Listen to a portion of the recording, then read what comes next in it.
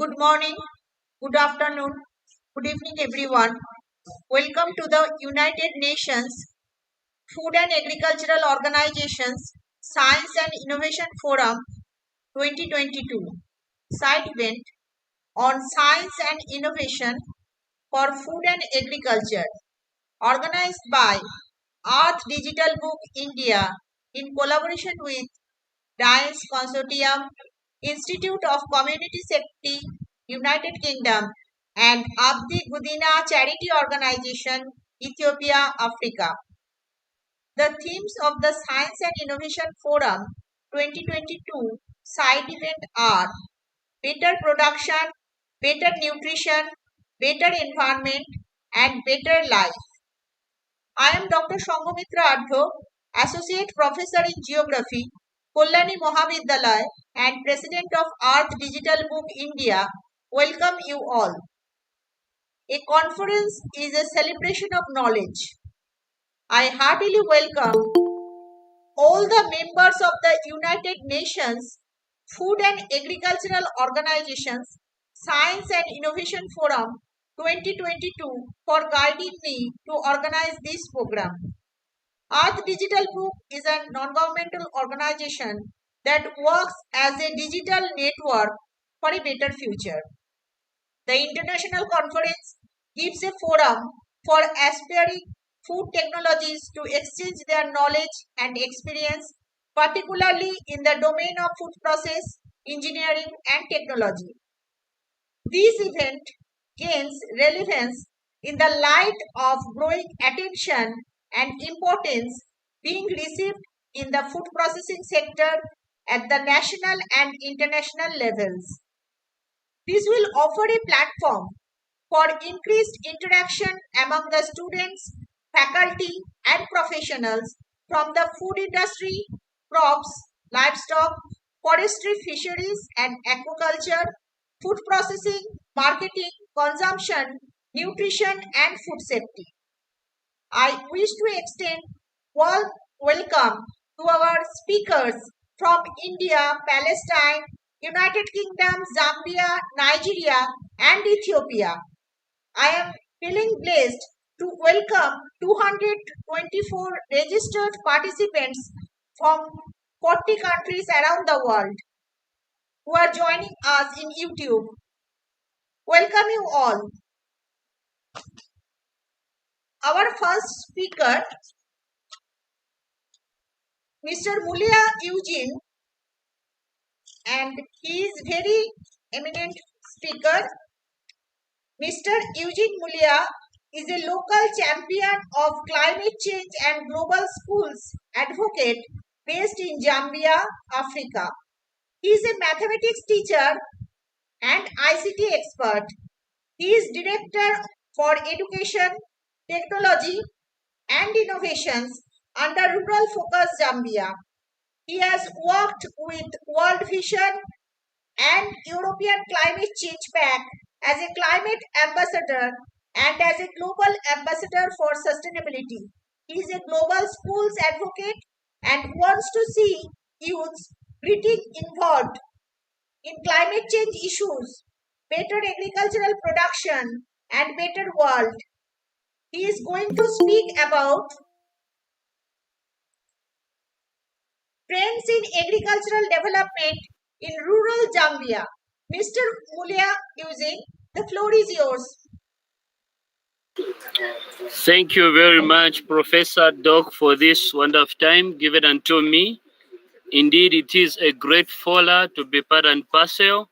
I just want to extend my greetings to wherever you are listening us from. I say good evening, good morning, good afternoon. Please accept my simple greetings. Without wasting much of our precious time, allow me to go straight into my presentation by sharing my screen. Just give me a few minutes as I share my screen. Thank you very much. Thank you. Please start your lecture.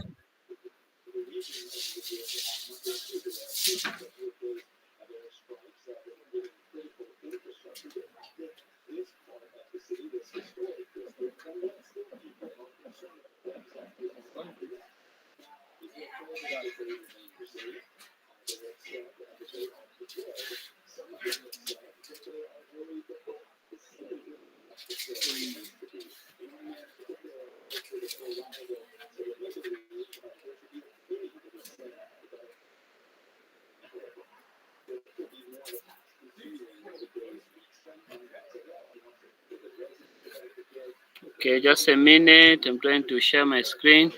Okay. It's not yet. Yeah. Are you able to see my screen? No, not yet. Okay.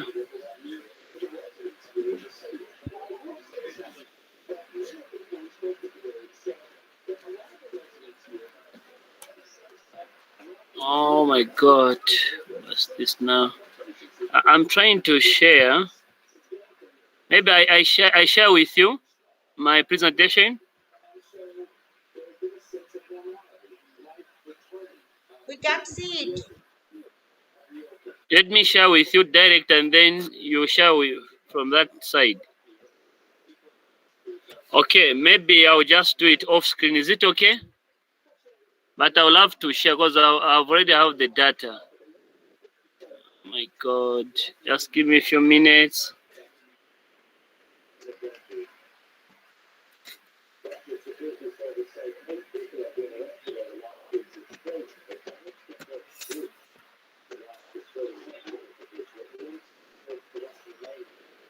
Okay. Okay. Are you able to see it? No, we can't see it. Yes. You can't see it? Yes. Now I can You have see seen it. it? Yes, make it full screen. Okay, okay.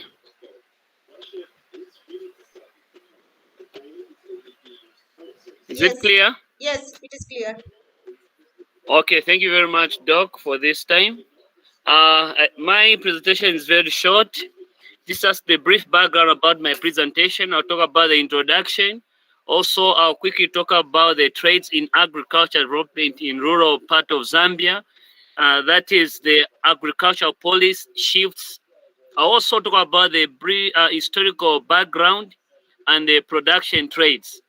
Also, projected data, food price trades, and then the last one, I also talk about trades in rural livelihoods and poverty. Allow me to proceed. Okay, so the United Nations FAO Side Event Science and Innovation Fora for 2022 on science and innovation for food and agriculture. So, introduction. Effective agriculture and food security policies in Africa need to be based on a solid empirical foundation. We need to have the solid empirical foundation in terms of agriculture. In Zambia, it is widely perceived that poverty rates are increasing, agricultural growth is stagnant, and real food prices are higher as food production declines. So I'll try to talk about these things I've mentioned in my introduction. These presentations examine these trades and finds that all of these perceptions are wrong. Rural poverty rates have declined substantially in rural Africa, in Zambia, since the early 1990s. Although they are still unacceptable high, real staple food prices for consumers have declined by 20% over the past decade, thanks to major reduction in maize, mini meal, and retains margins. In Zambia, our main staple food is maize. So therefore, in my presentation, I'll be mentioning maize almost on every slide because this is our staple food which we have in Zambia. And there is evidence of imperative production growth for some crops that are becoming increasingly important source of income and food security in Zambian farmers. Despite evidence of stagnant production for other key crops, which I'll talk about later on in my slides.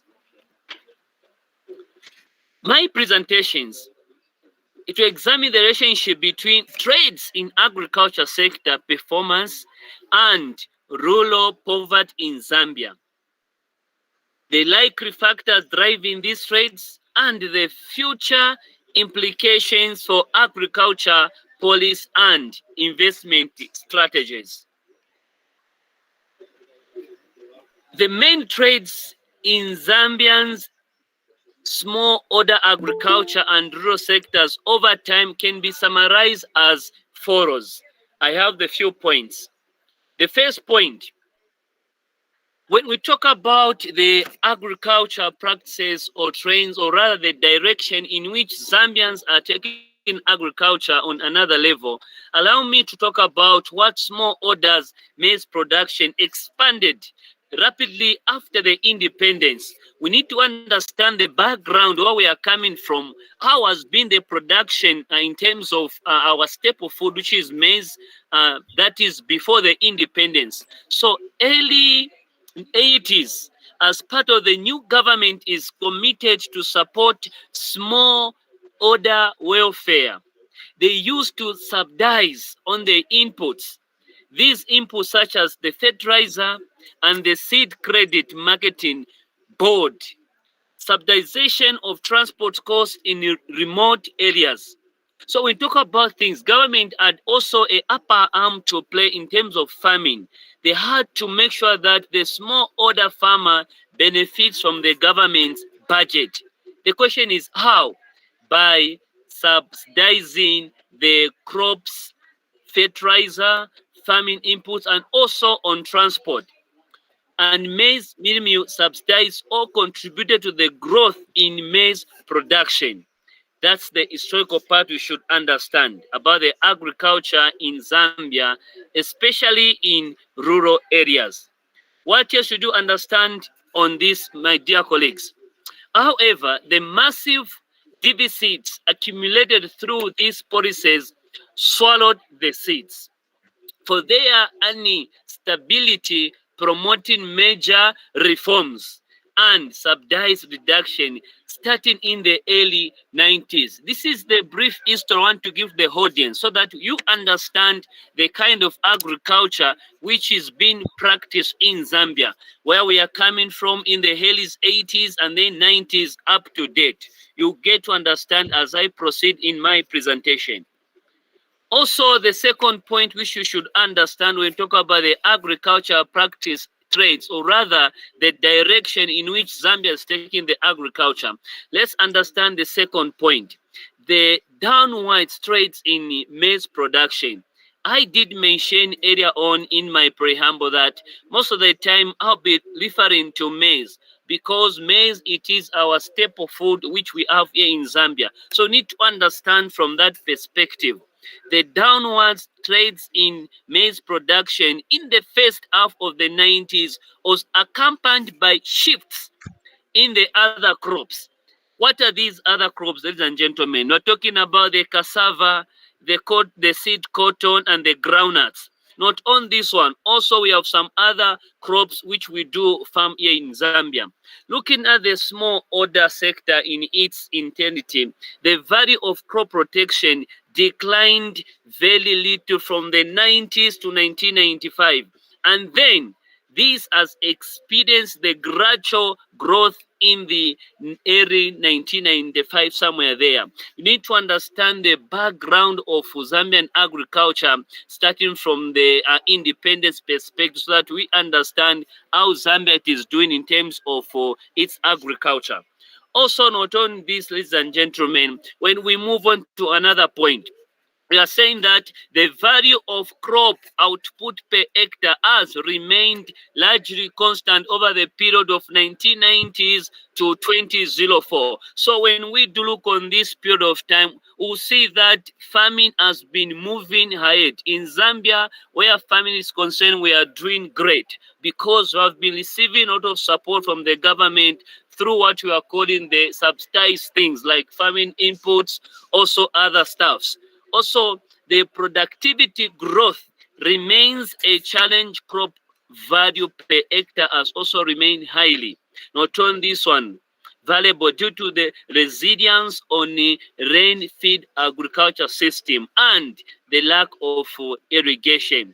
Despite the tremendous irrigation potential in the country, you will agree with me that this time in Africa, not only in Africa, but you can call it a world problem where global issues, climate change, has badly affected agriculture.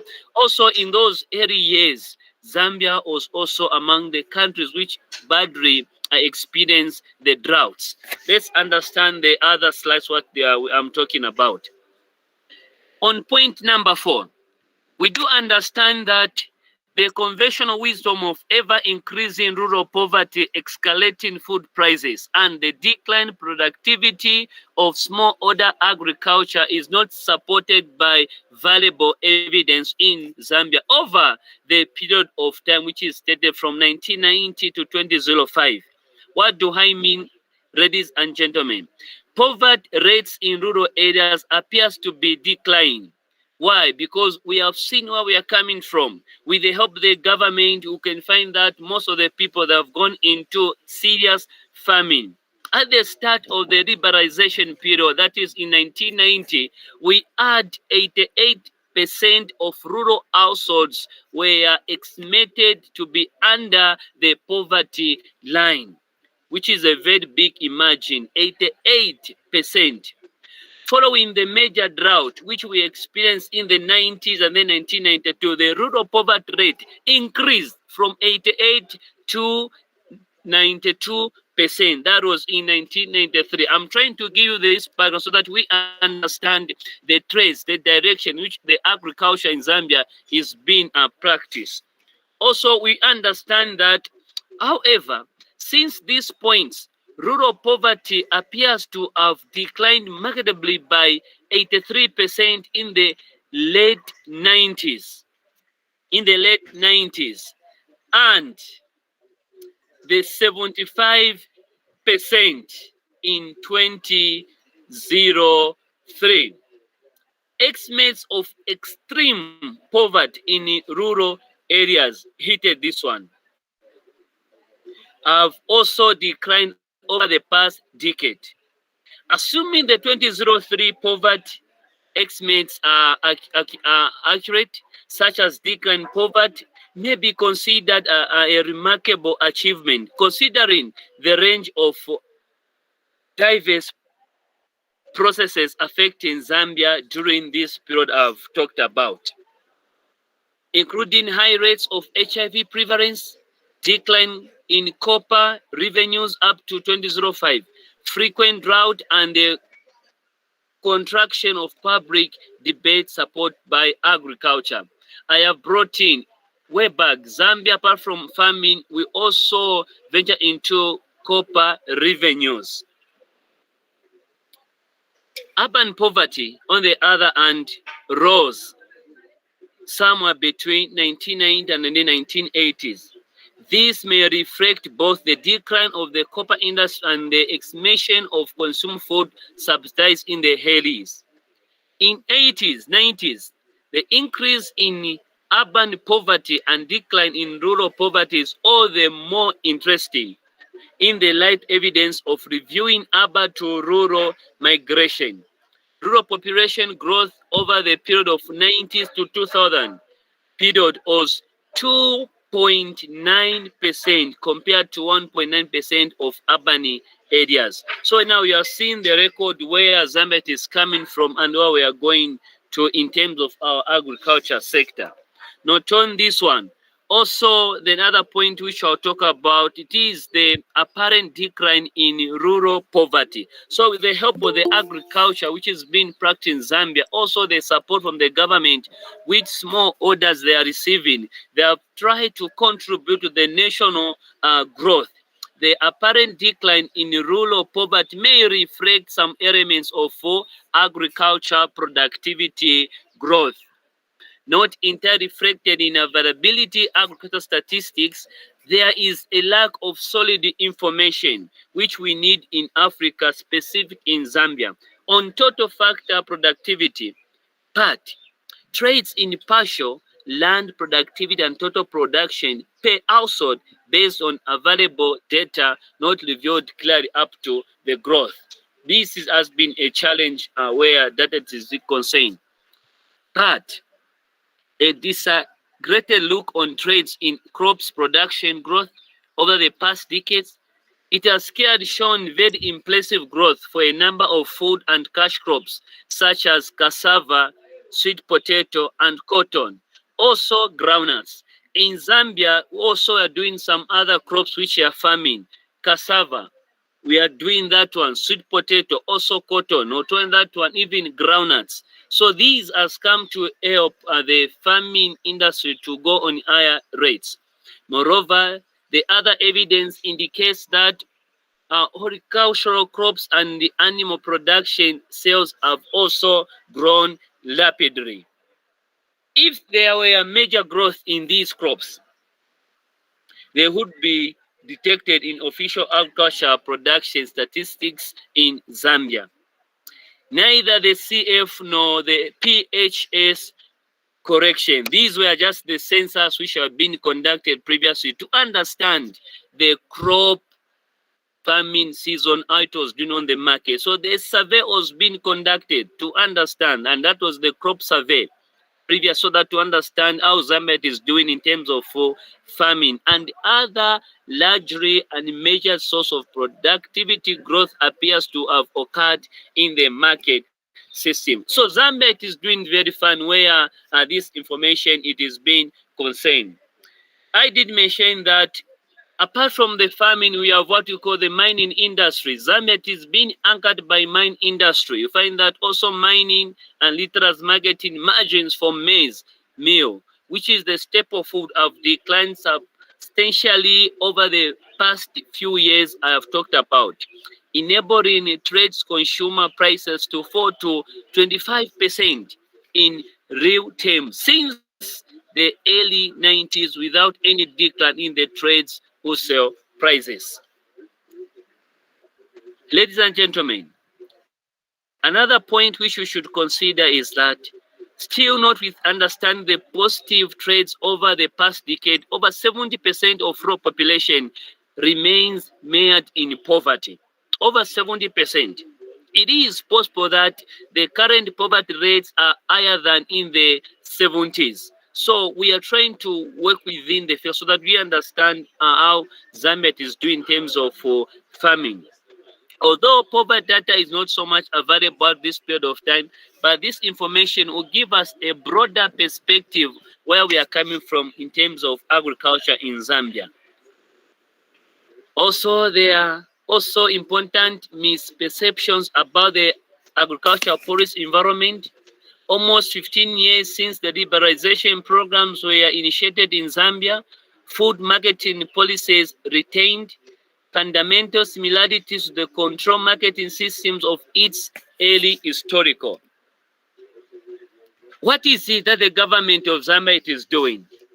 The GRZ, that is the Government Republic of Zambia, remains an important player in the maize market, both through the direct procurement sales operations of FRA, that is Food Reserve Agencies, and through its frequent use of trade policy. So we understand that government, it has also contributed where farming is concerned.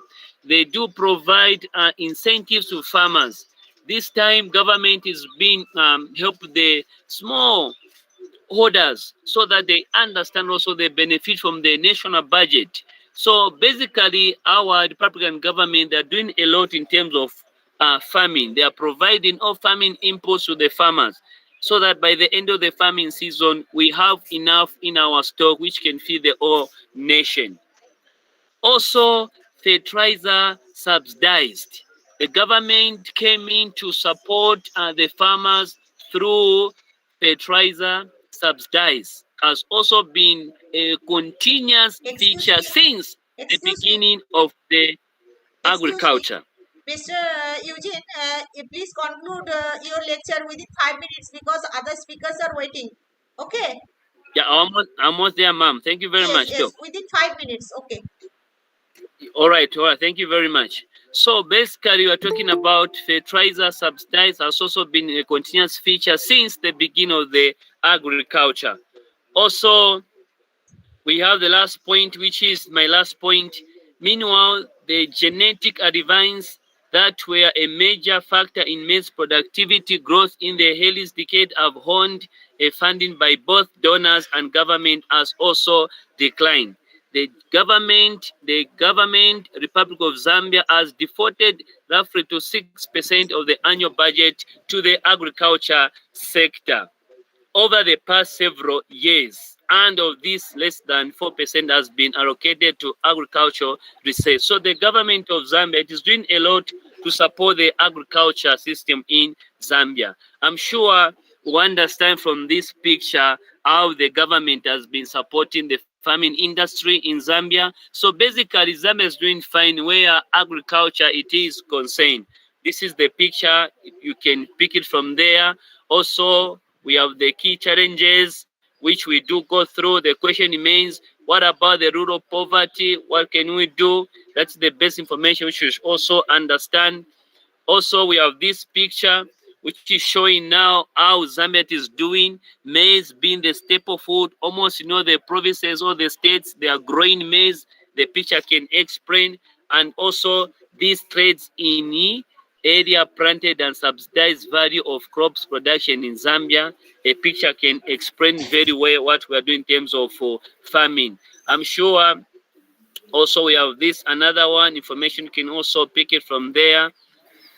Also, that's where my presentation ends. So basically what we are talking about is Zambia, it is doing fine where agriculture is concerned, and this picture can clearly show to us that we are moving in the rightful direction. End of my presentation. Thank you very much. Thank you, Mr. Mulia Eugene, for your detailed lecture. Thank you. Our next Thank you speaker, very much. thank you. Our next speaker, Mr. Andre Mozart, who is an academic practitioner working for and with several social enterprises with extensive experience in teaching, education, material development, qualification development, teaching and learning across all levels of education. He has extensive experience of qualification development and of qual specialist in entrepreneurship, Islamic banking and finance, economics and financial management level 5, 6 and 7. Mr. Andre has led on numerous projects for the TDA, BECTA, QIA, Erasmus Plus, European Union, British Council, Asia Invest, Foundation for Human Rights, etc. Mr. Andre has experience in building business and develop new international markets. Today, he is going to speak on science, technology, and innovation for food and agriculture. Mr. Andre Mossad, the floor is yours. Thank you, Doctor. Hope all is well. Can you can, Foundation for Human Rights, etc. Mr. Andre has experience in building business and develop new international markets. can you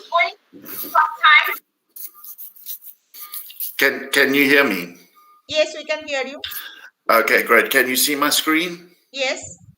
Okay, great. Well, good afternoon, good morning, hello to everybody. Thank you for the introduction and the honor to have an opportunity to just have a fairly short presentation on the science, technology, and innovation in food and agriculture. Now, obviously, the title is a very broad one, and I mean we could cover huge, numerous areas. But what I've done is just a sort of basic touch on some of the technologies that are coming into play in the agricultural sector, and the fact that we really need to start, thinking about how our food production, because as I think we're all aware, the predicted population of the planet we're heading towards 10 billion people, and that's going to put extensive pressure on our agricultural resources.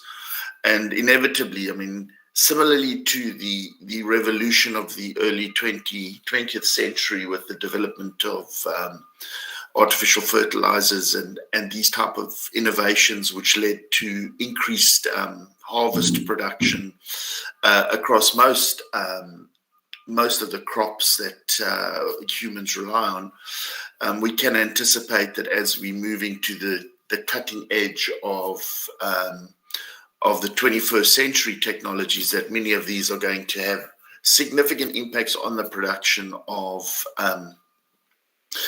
agriculture and lead to a significant uptick in our the productivity of our farming exercises as we move into the next phase. But of course, with anything when we talk in a global context, our global situation is vulnerable to sudden shocks, and we've seen the impact of the Ukrainian war, for example, on the global production of especially wheat products. So again, we can anticipate issues of climate change, impact of climate change on certain harvests and areas of high production.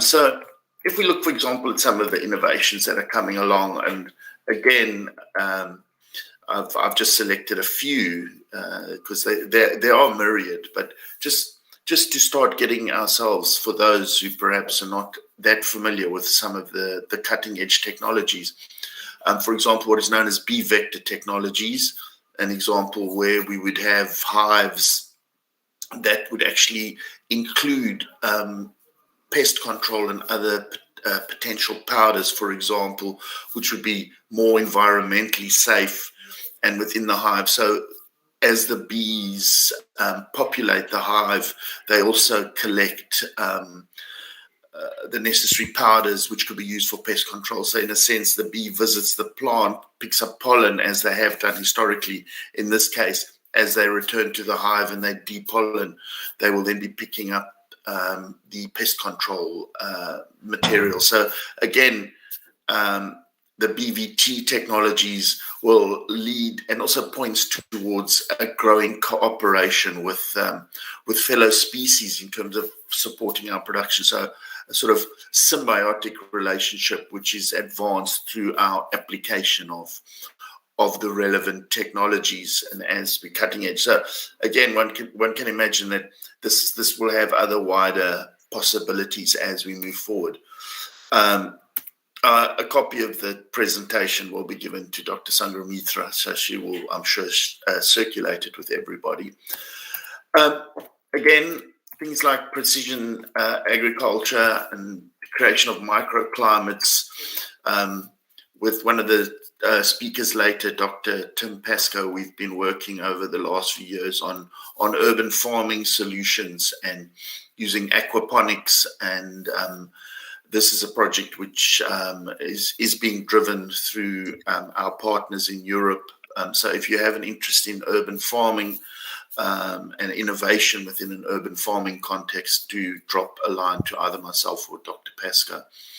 But again, with the precision farming and much more, and I think most of us on this in this seminar will be familiar with drip technologies and the use of water, much more targeted water, watering and irrigation processes, which will now become, and probably as we get to understand and manipulate nanotechnologies in a more robust manner, linked then, of course, to remote sensing, the use of drones and drone technologies and other robotics, and the automation, we're likely to see increased agricultural productivities. And this precision, obviously using data and the big data.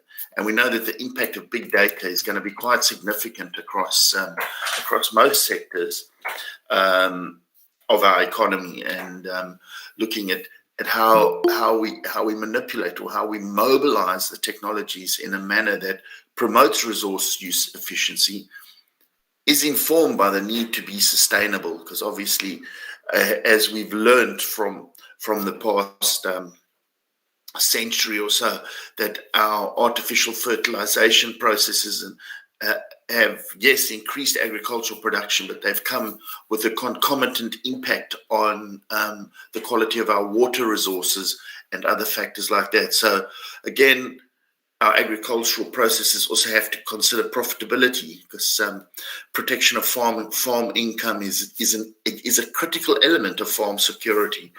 And then, of course, the productivity element, and inevitably the quality associated with our farming produce. So again, precision agriculture, but looking and what those circles are trying to do there is to say, how do we locate our application of these technologies within that framework? Livestock, another area where we start to see agricultural innovation, and I mean, in many places, a lot of these technologies that I'm mentioning here are already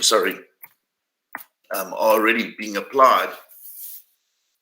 But we're seeing, again, with the use of data-driven, the understanding of, and I mean, a growing awareness of genetics and the ability to have targeted medications, something that we will start to see become more ubiquitous, both within our farming communities, but also within our own medical management processes.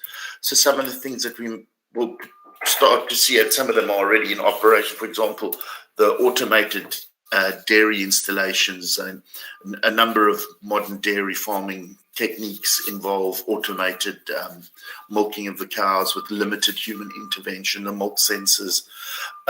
So again, there are efficiency gains there.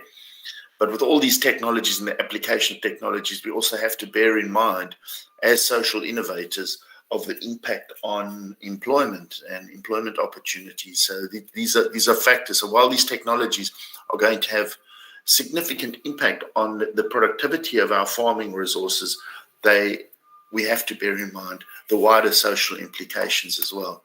Automated cleaning systems, which will enable a better sort of environment within which animal husbandry can be applied, because as we know, a lot of industrial farming is not very favorable for the animals that are involved. Well, I suppose the whole process isn't really, but having a disease-free environment, which would mean a limited use of having to use antibiotic treatments, and for example, the emergence of acoustic pulse technologies, which is being used for bovine metastasis, which is a cow disease which leads to quite extensive losses, mastitis. Automated feeding systems, again, the automated feeder systems, which would make the system more efficient, actually controlling the amount that is consumed by the animals, employment of robotics and AI. And so again, and the aim to try and increase animal welfare, because obviously we are starting to see growing opposition to industrial farming, especially with animals. And so looking at how we can improve animal welfare in the process of breeding these animals and grow and farming them to a point where they are suitable for slaughter. So, and then, of course, water management. So if we see, for example, in the Almond Valley, there's an interesting statistic there that you might be unaware of, is that 80% of the world's almonds are grown in California. And so growing and finding ways to actually improve the use of water. And I think as we see, climate change in many areas are starting to face significant drought considerations. So being more efficient in the use of water is something that we will see, and the application of technologies in terms of making sure that the water resources that are used in farming are more efficiently applied. And so basically using the monitoring system and the probes within the soil to actually identify the optimum amount of water, so that the irrigation is applied in a manner that limits the waste of, or the loss of water and unnecessary use and wastage of water. And then, of course, the bacteria, looking at microbes and understanding of microbes and how we can get the microbes to be more effectively used in the farming process. So, again, with the advancements in biotechnologies and the awareness of how the nitrogen interacts in the soil and things, and these type of awarenesses, we will be able to see a much more focused situation where the soil bacteria actually contributes more robustly to the production or the growth of the plants, which will lead to better harvests and, again, more resource efficiency. So, again, referring back to those earlier circles that I showed in terms of the criteria that we look at it when we're trying to apply new technologies to the farming. I mean, that's one of the key motivating factors around the aquaponics project that we've been working on in terms of enhancing the efficiency of small scale farming production within urban areas, which is obviously going to be a future regeneration of urban areas and an increased contribution to food security. And again, obviously, with the digitization process, we're seeing that increasing digitization, the Internet of Things, low power networks, effective monitoring. We're starting to see, hopefully, a decrease throughout the world in a decrease in latency difficulties and challenges, improved connectivity, which means we'll have contribution where big data can make contributions to effective farming processes, help farmers perhaps in the developing world to be a bit more productive in terms of their outputs, awareness of climate, and being able to monitor the climate more effectively through big data to ensure appropriate harvesting times, etc., etc. And then, of course, the emergence of the possible low Earth orbit satellites, which will help access to the internet, and with that, an ability to mobilize the big data. So that's really my input. I mean, obviously, all those factors can be mined in a much more detail, and there's lots of that can be experienced there. But obviously, this is the start of a process. And once again, thank you to Dr. Sangramitra for inviting me to have an input. You can see my address there, email address, if you wish to link up with us. I also can point you towards the Brunel Innovation Center here at the university. And if you have a look around that center, you'll probably find quite a lot of material and some of the stuff that I have spoken about.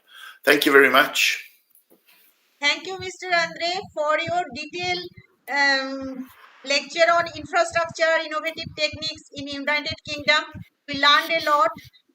Yes, it is Thank really you. a good lecture. Thank you. Thank you.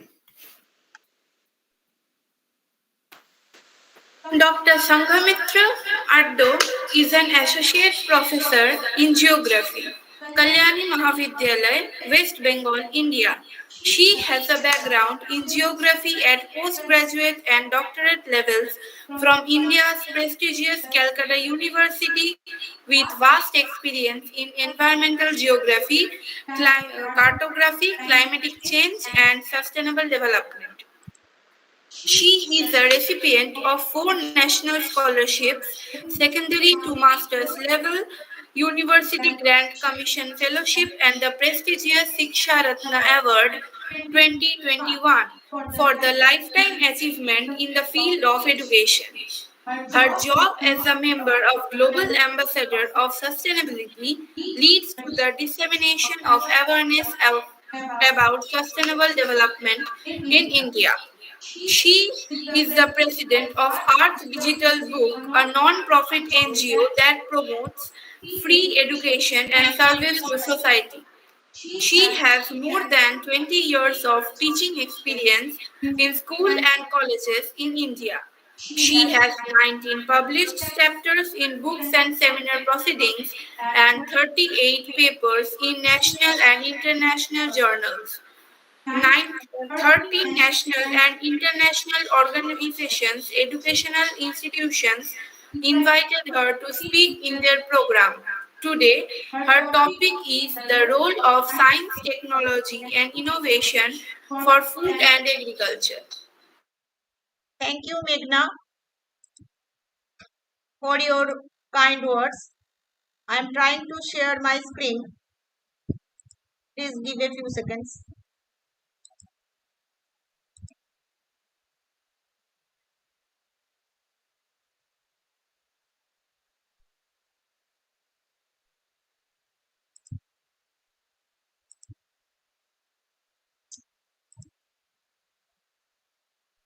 Can you see the slides? No? No, not at the moment.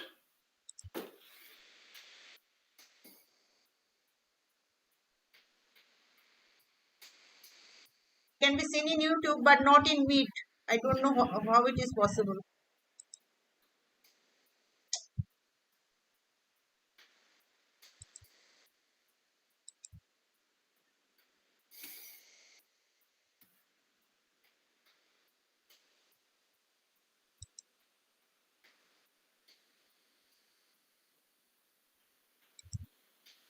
Can you see the slides? Not at the moment.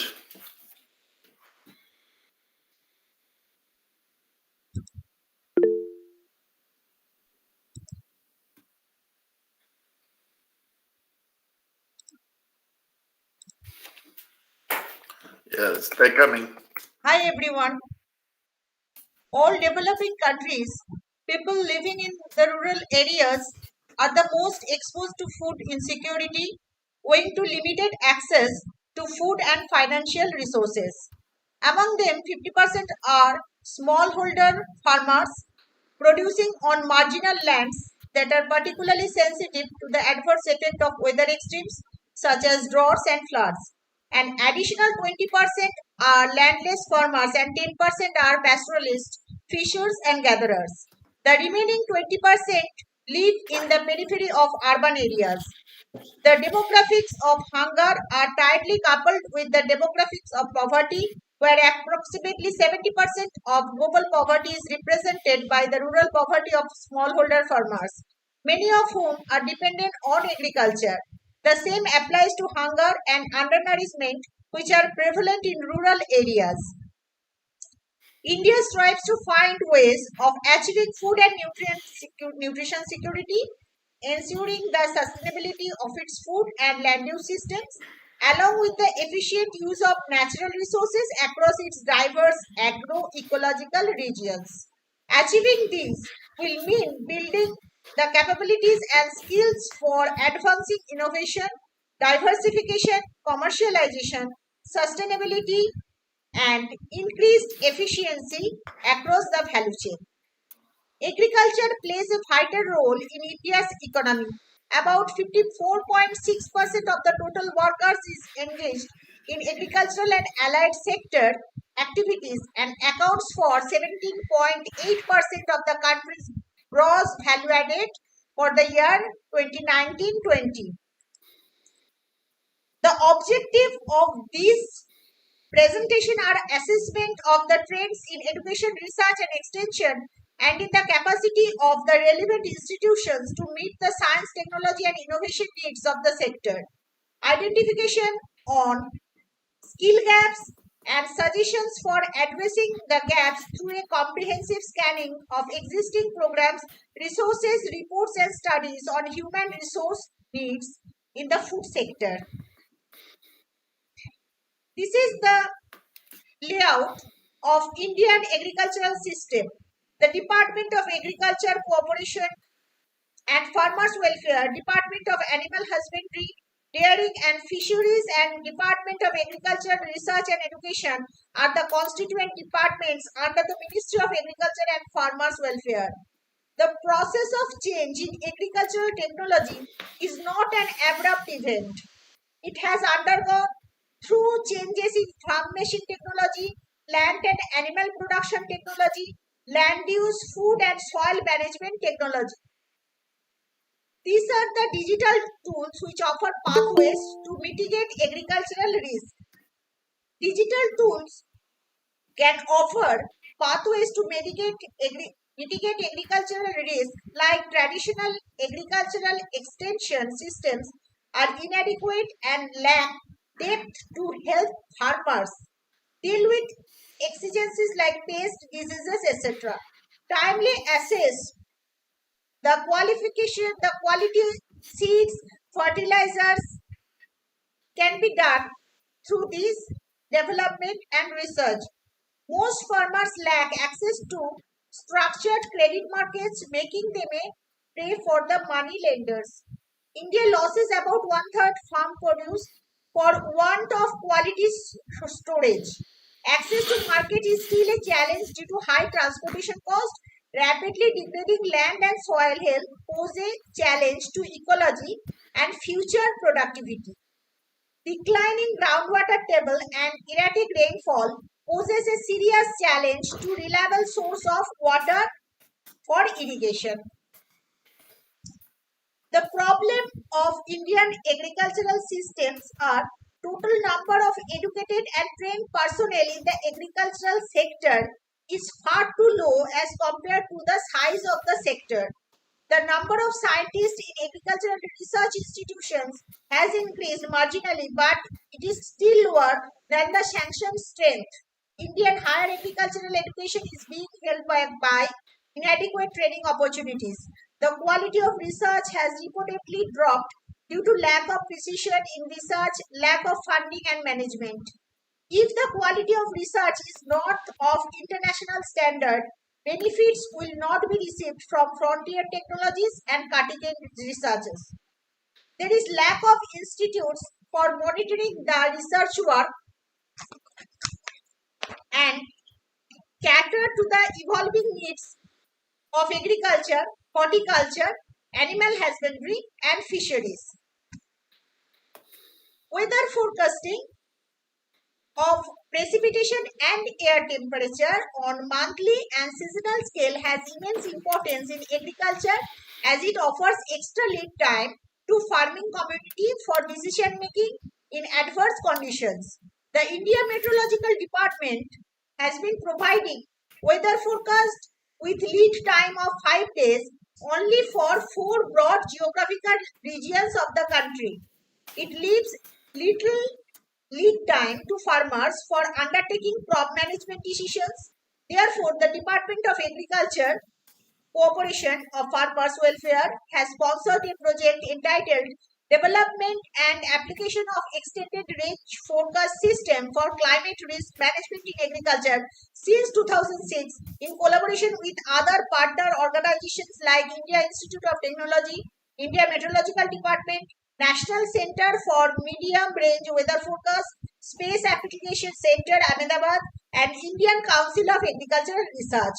The project aims at generating extended range of deterministic and probabilistic rainfall and temperature forecasts for meteorological subdivisions of India at monthly and seasonal scale and disseminating it to the farming community and to advise them about various measures.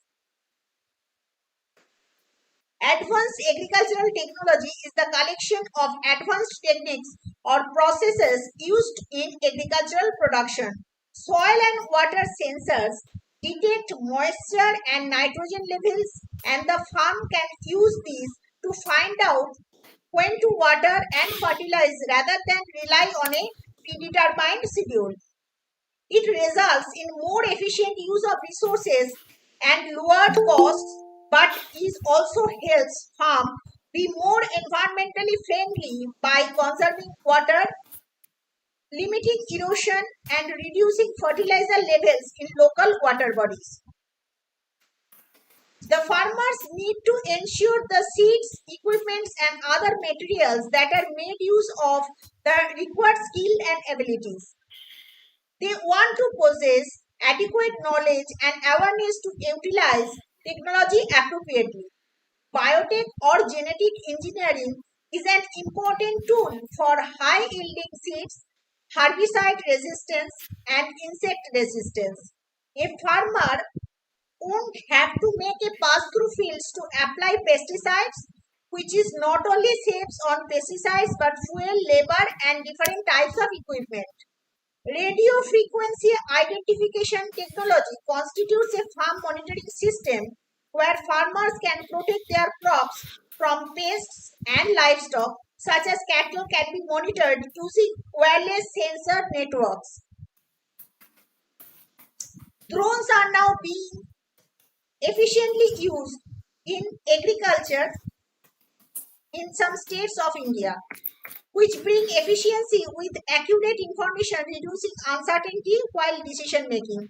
By using the correct sensors, drones can provide farmers with real-time information regarding crops, soil deterioration, dry regions, fungal infections, etc.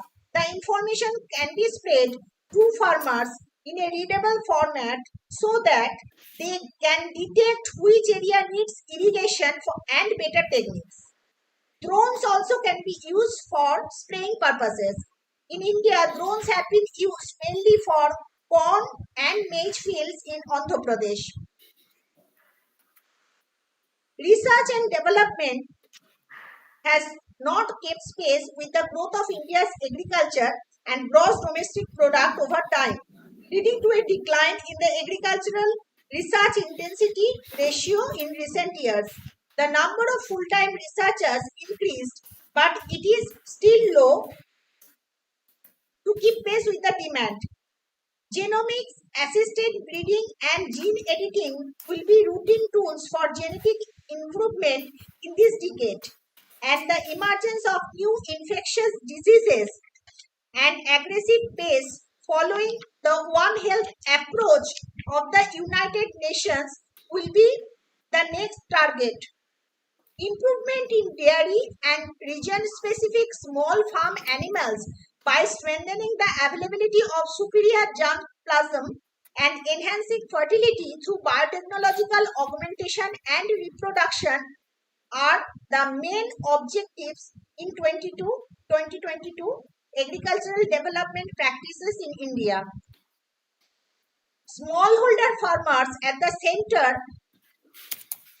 and technology and innovation can strengthen location-specific diversified integrated farming systems for achieving comprehensive nutrition security and high profitability. Decentralized research to develop sustainable solutions using genetic improvement, biofortification, and value addition through post-harvest innovative technologies, promotion of functional foods and food processing industries, especially in rural areas, are the main target of recent research works. To adopt genomics and gene editing as preferred technologies for precision breeding combined with dynamic production, distribution, and utilization are supported by science-based policy and well-defined guidelines. Developing low input and profitable agriculture can be achieved by priority for technologies, genetic improvement, resource conservation, agrotechnologies, engaging women and youth, diversified integrated farming system, value addition, and popularization of nutrient-rich ethnic foods. Forecasting agricultural output using space, agrometeorology, and land-based observation are national projects which include multiple forecasts of 11 major crops like rice, jowar, maize, bajra, jute, ragi, cotton, sugarcane, groundnut, rapeseed, mustard, and wheat. These were emphasized at the national, state, and district level. Presently, experimental forecasts in respect of 8 crops are being prepared. The program uses optical and microwave remote sensing data from Indian and foreign satellites. The field data or ground truth collection is carried out using smartphones. These activities are carried out in collaboration with 19 state agricultural departments, 16 state remote sensing centers, Indian Space Research Organization, Meteorological Department, and IEG and state agricultural universities. The development of Indian agriculture needs urgently addressing the lack of a holistic approach to ecosystem-based land use planning. strengthening the links between land use related institutions and the skilling approaches in India. Each sector of farming should identify not only production skills but also post-harvest processing, storage, transport, financial and marketing skills required and tailored to regional endowments. The skill focus should be on better value capture by farmers like food loss prevention, better processing. Skills are also needed for the seeking opportunities such as carbon finance from climate change, mitigation activities in agriculture and land use, food safety and labeling, the agri-residue and food waste management, inclusion of crop diversification, skilling programs to help in removing the root causes of agricultural residue burning, which is causing air pollution and groundwater depletion in Punjab, Haryana, Delhi and Uttar Pradesh. The role of science can play a crucial role in removing the complexity of agri-food system, analyzing their performance, identifying spatial and temporal synergies and trade-offs across the different dimensions and across multiple sectors, and designing coherent integrated policies that are urgently needed to ensure food security and nutrition for a growing population and ensure environmental sustainability. Let us join to eradicate extreme poverty and enable shared prosperity for all. Thank you.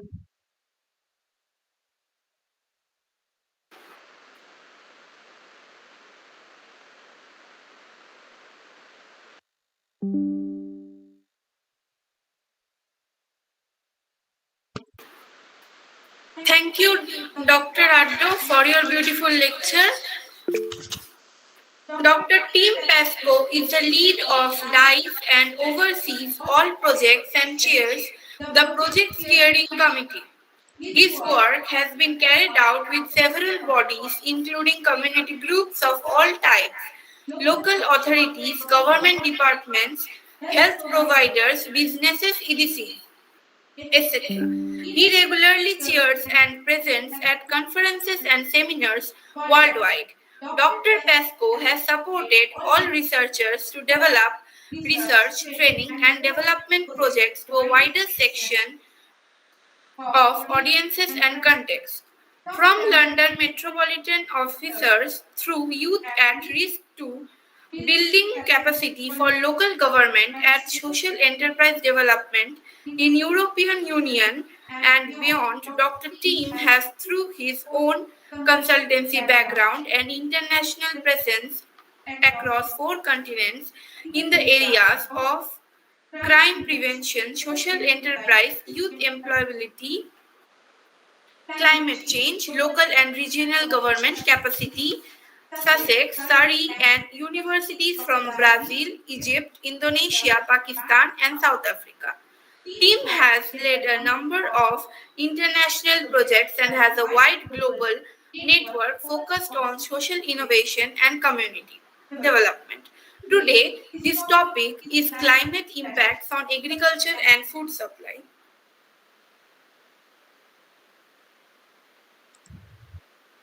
Dr. Tim Pascoe, the floor is yours.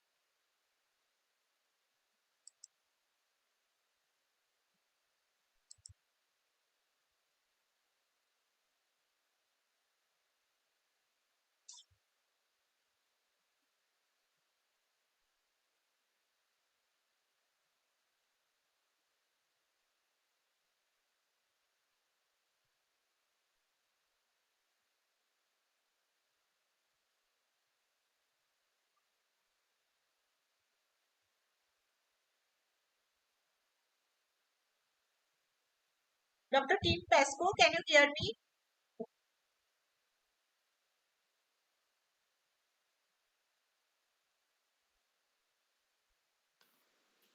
Looks like Tim might have a problem. Tim, are you there? Must be a connection problem. Oh, there he is, yeah.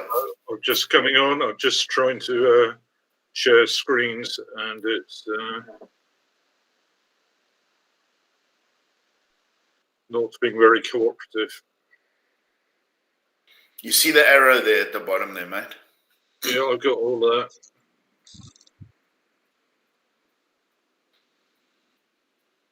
If this fails, Andre, perhaps you could share your screen and I'll talk it through yours. Okay.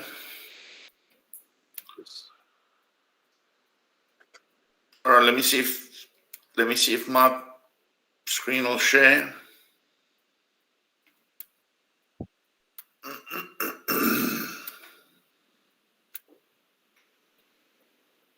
Can you see it?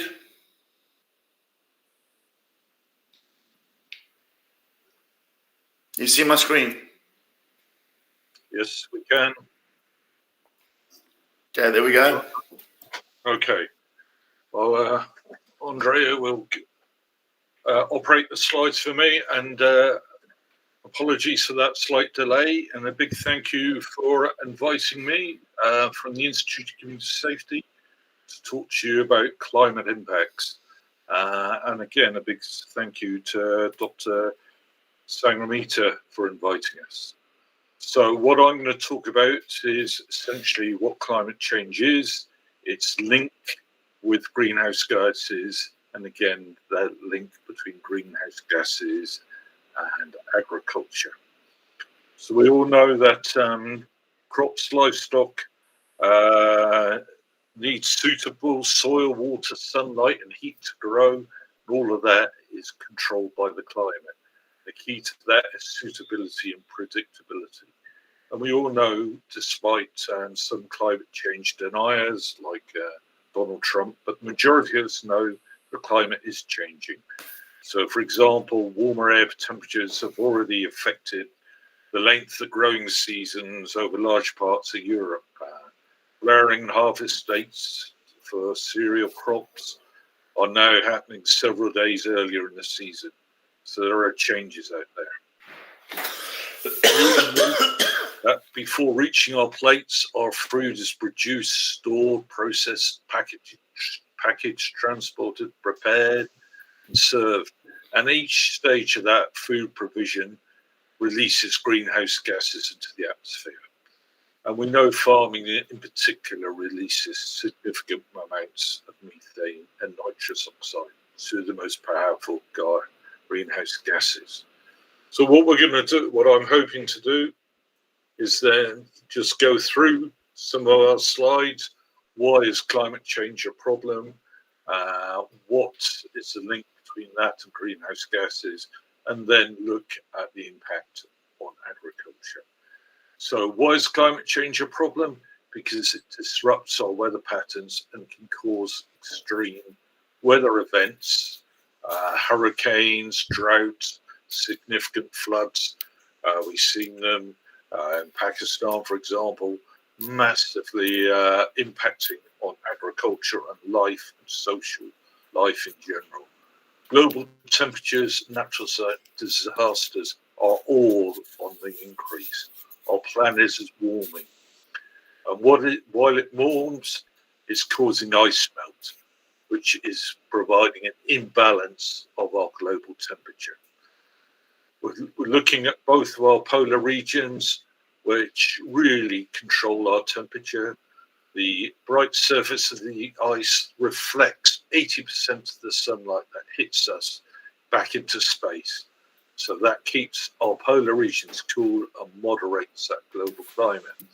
But if the Earth temperature is increasing, those polar ice caps are going to be melting, and the consequences are you're going to have increases in sea levels, more natural disasters.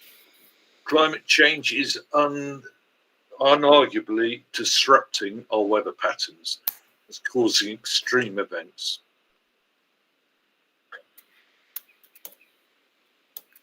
And we can see these events over time. Since the 1880s, we have seen our global temperature increasing. So we cannot, it's undeniable the planet's becoming warmer. The climate is changing. So what's its impact and why is it changing? What link is that to agriculture? Well, the clear link is what we call greenhouse effect. Greenhouse gases. Greenhouse gases are, and we'll come on to what the particular gases are, but how it works. The sunlight enters our atmosphere, we absorb some of it, we reflect most of that. But some of the heat is absorbed back into our planet because it can't escape. It can't escape because the greenhouse gases are trapping it. Those greenhouse gases trap it, they increase the temperature even further, which melts even more of our polar ice, which again makes the situation even worse, and we're getting warmer and warmer. Now, the gases that cause greenhouse effect are on the screen, and as far as we're concerned in agriculture, the main ones are methane, the main ones are nitrous oxide. Methane produced by our livestock, nitrous oxide often from the fertilizers and the processes we are using. So we can see those greenhouse gases, unless they're controlled, are going to lead to even worse situations, even more dramatic weather events. So what can we do about it, and what's the impact on agriculture? As we said, agriculture is already a major source of greenhouse gases. If we looked at the EU, for example, they've managed to reduce their EU gas emissions over the last decade or so. But unfortunately, in other areas of the world, the greenhouse gases are still increasing. And if they're still increasing, they're leading to food insecurity. What do? They lead to agriculture, and there's four kind of elements that the impact is going to be. It's going to be on cost, it's going to be on yield and productivity, and it's going to be on protection. So if we look at these flow charts, we can have a feel for what those kind of problems are going to be. So it's going to lead to price increases, food will be more expensive, we're going to have to spend more money on mitigation effects, which will then lead on to even more expensive food. Water is going to be more scarce in some areas and too much in other areas. Some of the first our developed countries are buying up land in developing countries for their own use, leading to competition for land. And then we got extreme weather events. All of this is going to impact on food cost, cost of production, cost of buying. So again, we can see there's an impact on cost. Then if we look at yields, whereas some areas such as Northern Europe, where we're going to see crop flowering times improving, happening earlier. In other places, perhaps as in Southern Europe, you're going to look at drought conditions, you're going to look at a lack of precipitation, and you're going to look at a massive reduction in their yields. So it means that there's going to be a lot less predictability and lots of impacts on the traditional areas that we get our food from. And as the slide says, that yield change is negative if we look at it in a global sense. So its cost will be going up, yield will be going up. Then if we look at our next slide, we're also looking at productivity, how it's impacting on our livestock, heat stress, lower productivity, lower fertility. So the projected changes in climate aren't limited to temperature and heat waves. It's rainfall patterns, it's coastal erosion, it's our oceans are warming, fish patterns are changing. All of these are creating great unrest, and we need to be innovative to predict how we deal with these things. So some regions are likely to suffer from droughts in the future. Others have got the opposite, torrential rains. So again, this yield, impact on productivity. And finally, we've also got impact on protecting our crops, on protecting our livestock. Disease, insects, they are having a wider range, impacting on often crops, often animals that have got that natural immunization against mosquitoes and factors like that. So our crops and livestock are less protected and far, far more vulnerable. So for security, we're looking at increased cost, increased yield, productivity down, and protection issues for our crops. So to kind of summarize, our crop yields are expected to vary increasingly from year to year due to extreme weather events and other factors such as pests and diseases. It's clear that the world still needs to produce more food. It's predicted that we need 70% more food in the coming years, and our key resources are limited. So agriculture has to have a high impact on the environment and the climate. And climate change will continue to affect how much food can be produced and when. So we have to be on our toes. We have to think, how are we going to deal with this? And there's kind of three areas we're already dealing with it. Andre covered some of them in his discussion, and other speakers have said them. But we can look at how we're farming at the moment, have a better integration of innovative techniques into production methods, like capturing methane from manure, for example, more efficient use of fertilizers, greater efficiency in meat and dairy production, reducing emission per unit food production. It is all perhaps about efficiency. We can look at changes of our consumption, moving to food that has lower greenhouse gas emissions linked to the food, reduce food waste and consumption of emission-intensive foods. And you can start looking at new innovative ways of farming, such as the urban farming and aquaponics that Andre was discussing. So we have issues. So we're in a position that we can't deny these things are happening, but we have lots of innovative practices that we're seeing both in the developed and developing countries. We just have to promote them and support them. So that's my talk. So thank you, Andre, for the slides, and I'll look forward to the other speakers. So thank you. Thank you, Dr. Tim, for your nice lecture. In spite of your busy schedule, you always help me in our program. Thank you. Thank you. And our next speaker is Julie Obi, who is a multiple award-winning social entrepreneur and change maker who harnesses an innovative social enterprise model to empower low-income women in rural and suburban communities in Nigeria, Africa.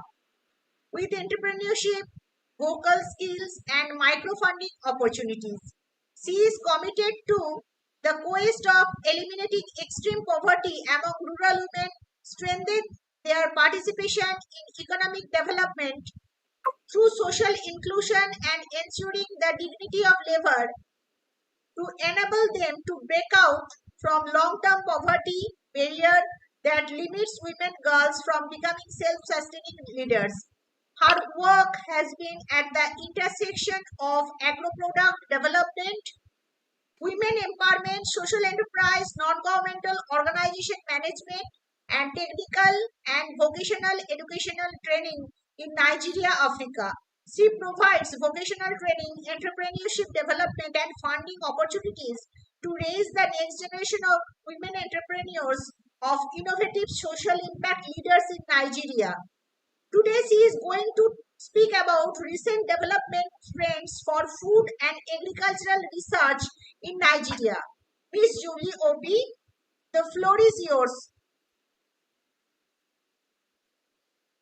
Miss Julie, please unmute yourself. Thank you, Dr. Tim. Good afternoon, everyone. Thank you very much for the introduction. It's a pleasure to be here. Thank you for the opportunity to share my knowledge. Thank you. Thank you, Dr. Tim, for the introduction. It's a pleasure to be here. Thank you for the opportunity to share my knowledge. Miss Julie Obi, can you hear me?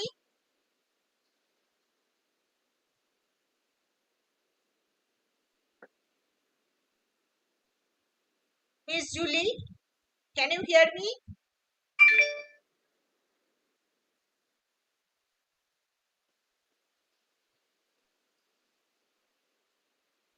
Miss Julie Obi, please start your lecture.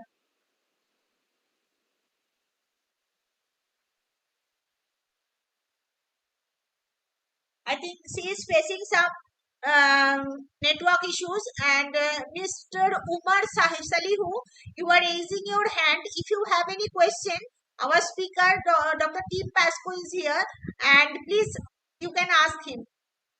Mr. Umar Salihu,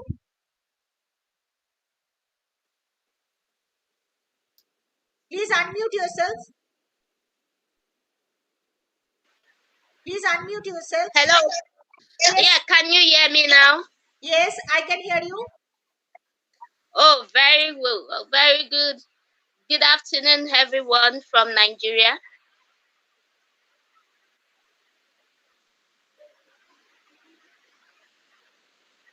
Good afternoon. Hi. Hello, can you all hear me? Yes, we can hear you. Okay, very good. I'm trying to get my presentation slide. Thank you for having me.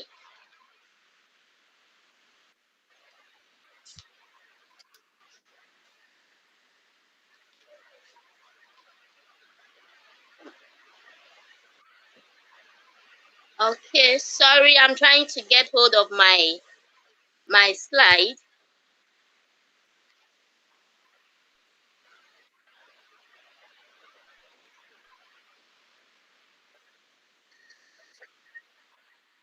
Okay, so I'll be talking on agricultural trends in Nigeria. Hello? Yes, we can hear you. Okay. So I'll go on with my presentation. I'll be speaking on the agricultural trends in Nigeria. Okay, so sorry, trying to get my slide.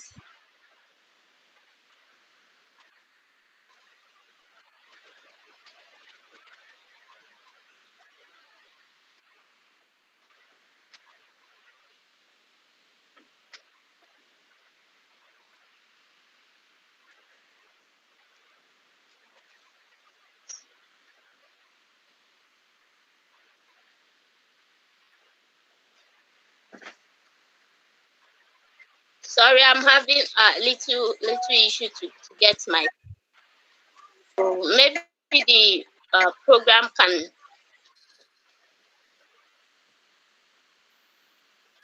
continue.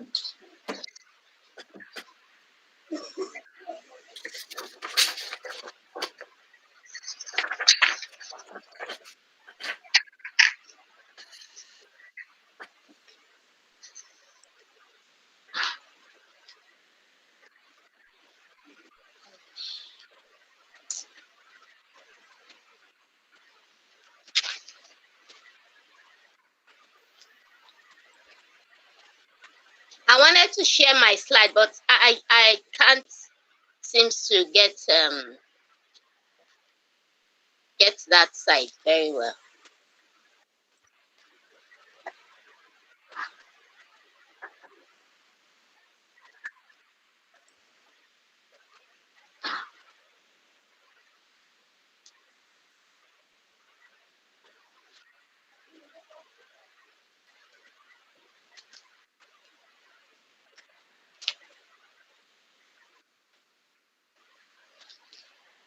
I'm trying to get to my slide from my system here, but I can't seems to find that.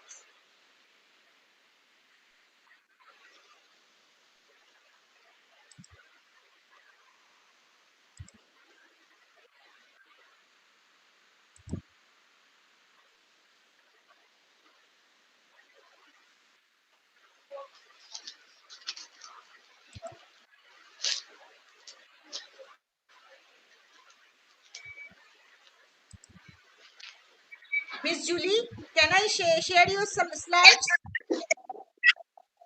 Can I share your slides? Okay, if you can help me. Yes.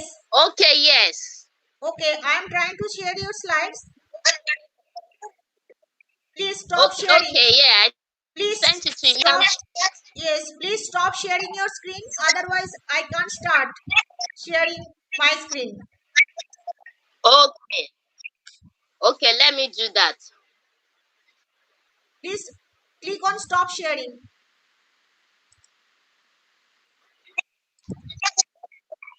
Yeah, I'm going to. Let me do that now.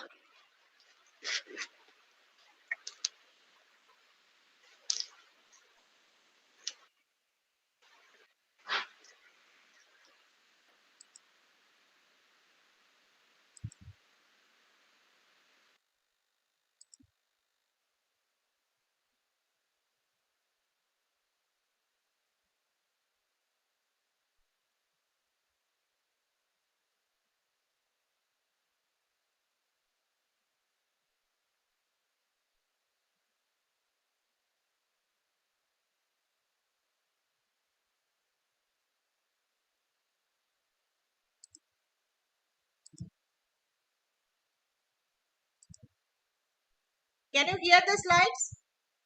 Can you see the slides? Miss Julie, can you see the slides? I can see the slide. Can you see the slides? Please respond. Yes, we can see the slide. Yes, yes. Miss Julie, please start your lecture. Miss Julie, please, you can start your lecture. Please. Can you hear me? Yes, we can see it now.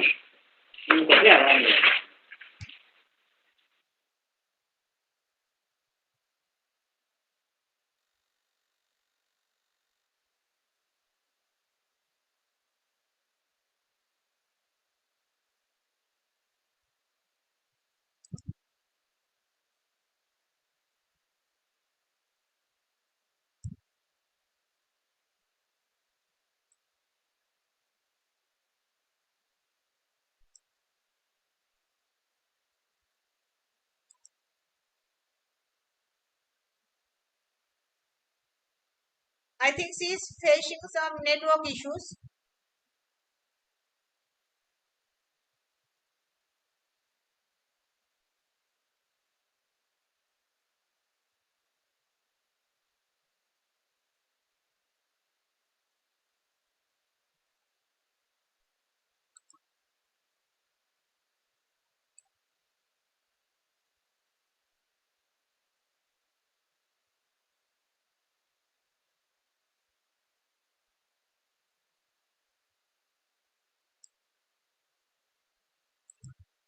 Okay.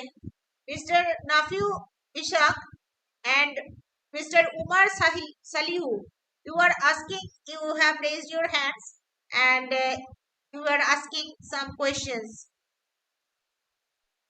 You can unmute yourself and ask the question.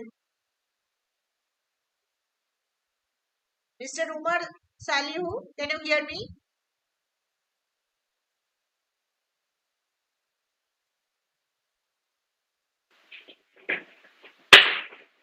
Doctor, I don't have a question.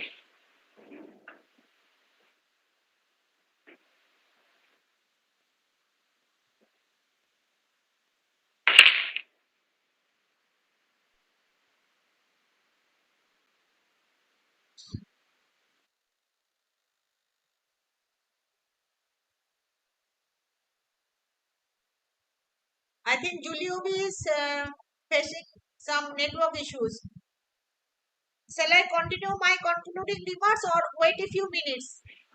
What is your opinion? Okay, no problem, madam. She is joining from Okay. Nigeria and she is facing, I think, some network issues. Shall I wait or continue? Okay. Yes, Julie joined. Miss Julie, please start your lecture. Everybody is waiting for you. Can you hear me?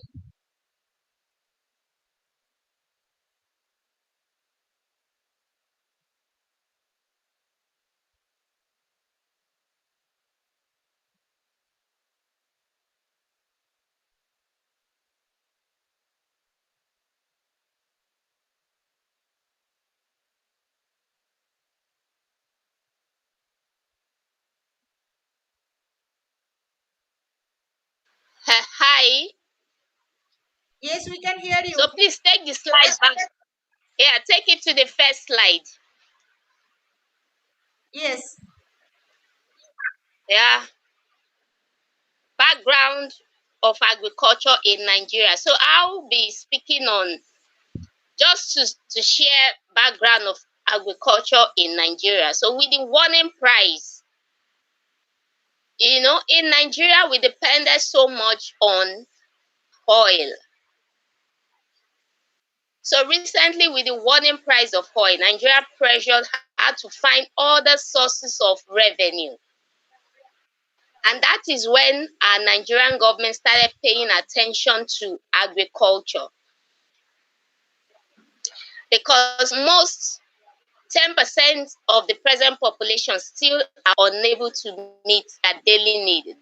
Despite that, we rely so much on oil, exportation of oil. Please take me to the next slide. Next slide, please.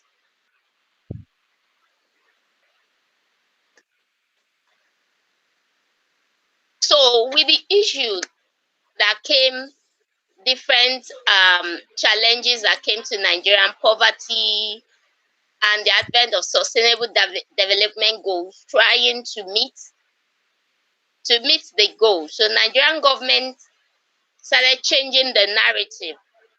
They started changing the current image and the adjectives associated with agricultural related jobs. Because in those days, many people don't see agriculture as a career. We only look at agriculture as a rural business. So many people don't want to be associated with agriculture due to the peasant salary, the paid career.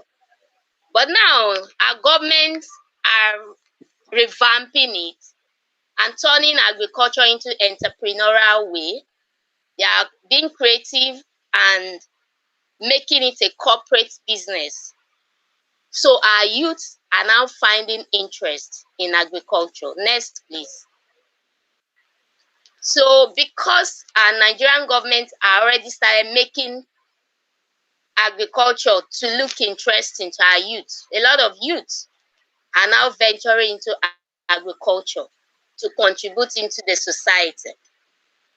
So despite the contribution to the economy, Nigeria's agricultural sector still faces many challenges, and which impacts on its productivity. So this includes the poor land tenure system, the low level of irrigation farming, climate change, and land degradation. Others include the low technology, the high production cost, and poor distribution of inputs, limited financing in agriculture, high post-harvest losses, and poor access to markets. So these are the challenges that are embedded in agriculture. Can I go to the next slide, please?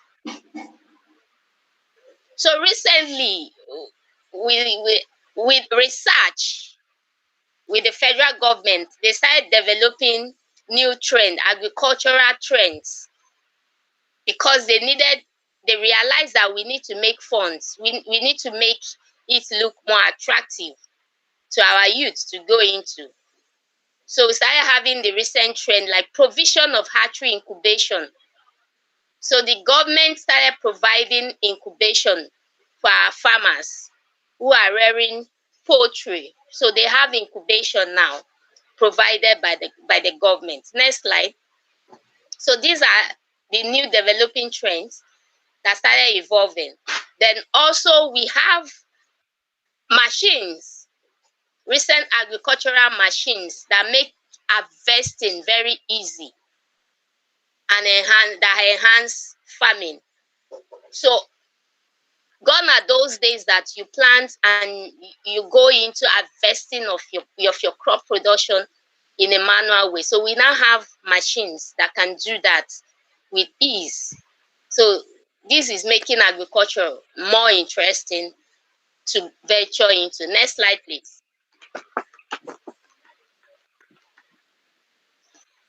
Then we go on again to the introduction of solar-powered farming system for farm lighting, which makes it easy to work late on the farm.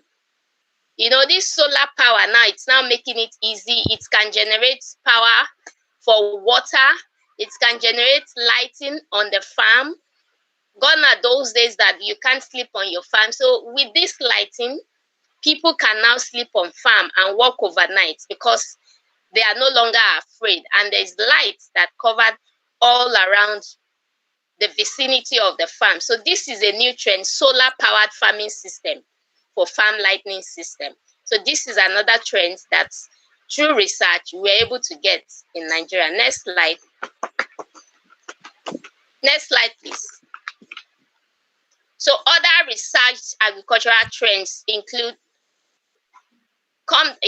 So other research agricultural trends also include soil and water sensors all along. So these sensors can detect moisture, nitrogen levels, and farm and use this information to determine which to water and fertilize rather than rely on a predetermined schedule.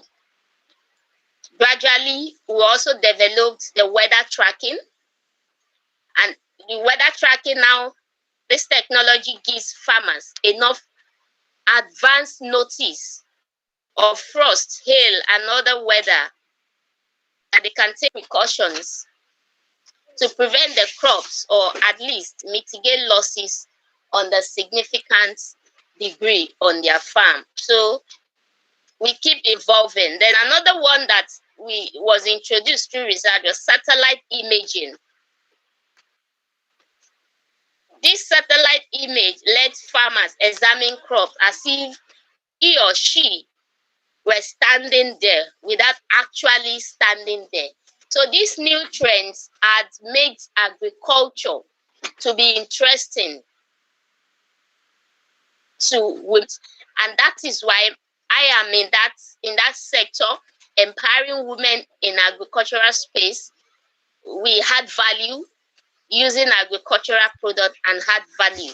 So this is the empowerment work I do here in my country, Nigeria. So agriculture is now becoming more interesting due to the researched new trends that we've been able to develop through the government. Next slide, please.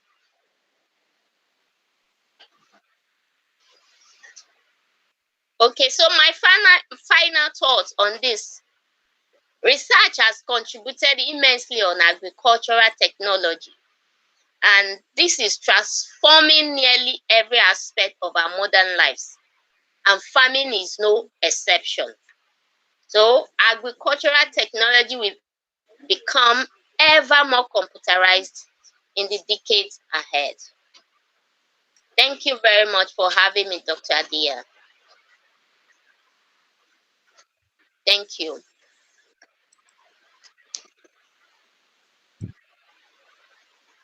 Thank you, Miss Julie, for your beautiful lecture. Now, I am telling about the concluding remarks. About 7.98 billion people in October 2022, or every 9% are undernourished in the world. with the majority living in developing countries and in rural areas. New, existing, and emerging technologies can address the four dimensions of food security, like genetic modification, methods of improving soil fertility, irrigation technologies, which can increase food availability. Post-harvest and agro-processing technologies can address food accessibility, biofortification, can make food more nutritious, and climate-smart solutions anchored in science, technology, and innovation, including the use of precision agriculture and early warning systems, which can mitigate food instability. New and emerging technologies, including synthetic biology, artificial intelligence, and tissue engineering, may have potential implications for the future of crop and livestock agriculture. Harnessing the potential of such technologies for food security require investment in research and development, human capital, infrastructure, and knowledge flows. Creating an environment for agricultural innovation also benefits from an enable environment, gender sensitive approaches to technology development and dissemination, regional and international collaboration, and technology foresight and assessment for agricultural innovations. It's my privilege to propose a vote of thanks on this occasion of the United Nations Food and Agricultural Organization Science and Innovation Forum 2022 side event. Honorable members of United Nations Food and Agricultural Organization, respected speakers, and our valued participants. I am Dr. Sanghamitra Adho. On behalf of Earth Digital Book India, extends a very hearty thanks to all of you for your important advice and sharing with us your findings and opinions today. Thank you. Now I am sharing the feedback link for certificate. If you want certificate, please fill up the feedback links and certificates will be sent to your registered mail ID.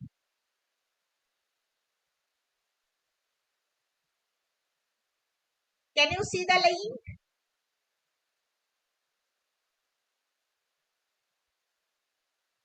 I will wait another 5 minutes. Yes, madam. Yes, I will wait another 5 minutes I can for see filling it. the links and then Okay. I'll end the session. Thank you for joining us today. Okay, thank you. You are welcome.